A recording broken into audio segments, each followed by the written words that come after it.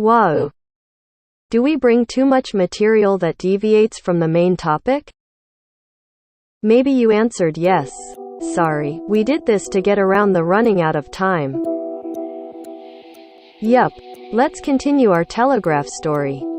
Not long after, the Western world recognized the wireless telegraph. It still has similarities with the cable telegraph but also has differences. Let's see what the additional components are, how they work, and who are the characters behind them.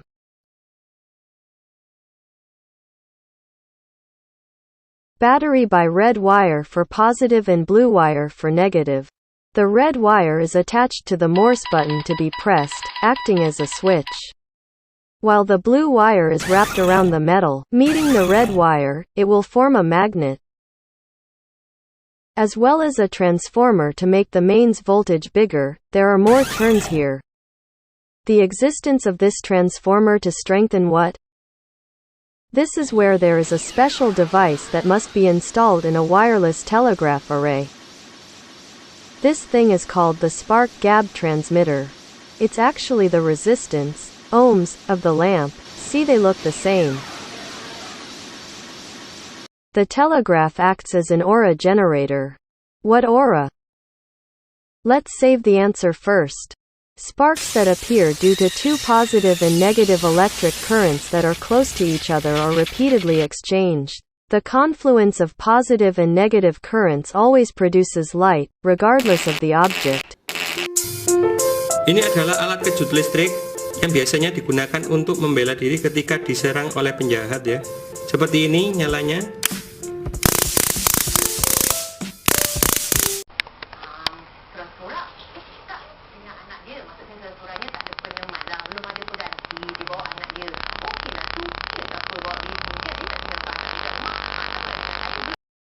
Usually there is also a device called a Leyden jar, which acts as a store of electrical energy.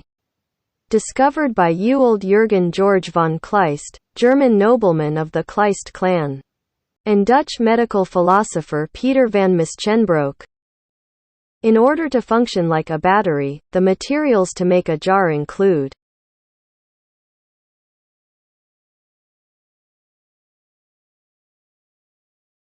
the aluminum foil or metal outside the jar is connected to the blue wire, which turns out to be wrapped around the metal again, meeting the red wire, making another transformer. This means that the voltage is strong and strengthened again. Why be strengthened again?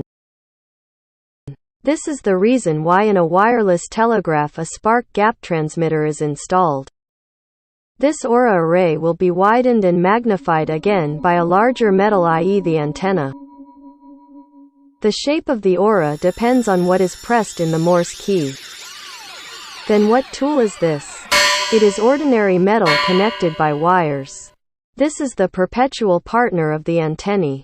All antenna mounts are generally connected to metal that is placed on the ground. These two components are simply the continued development of lightning rods. Electric current keeps building up here, and it's dangerous. Why?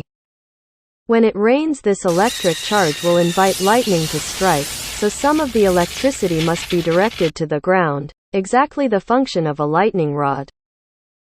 The electric charge above the metal antenna will be in direct contact with the outdoors so that it concentrates the aura that has been generated by the spark gap transmitter earlier. So what is that aura? The analogy is like a person's aura or charisma. Then what is the aura for? If someone has an aura or charisma, then it can be seen and felt by others. Then the aura on this antenna is also the same. There will be other antennas that feel it or receive it.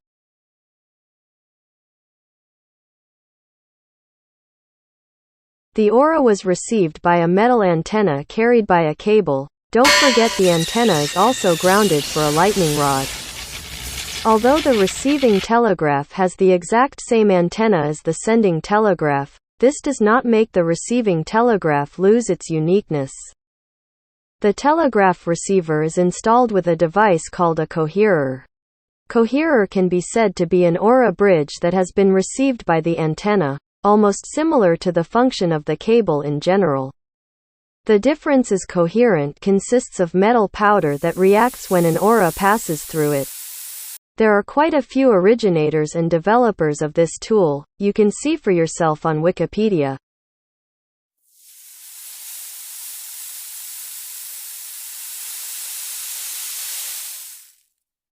After the metal powder is arranged and able to bridge the electric current, the other components will automatically activate. The metal that is wrapped around it will become a magnet, so it will attract this metal. This pull causes the wooden frame we described as brown to move along. The wooden frame will hit two objects at the same time. The first one will hit the coherer so that the metal powder inside immediately falls and the electric charge is cut off. In the second, the skeleton hit a metal bell so that it sounded, signaling that a Morse message had been received by the telegraph. The wrapped metal can also be used as a transformer to strengthen the voltage in the remaining wires to be wrapped around a Morse code writer to make it easier and more practical.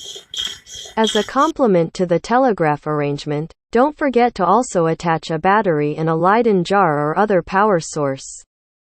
Without a power source it will not function.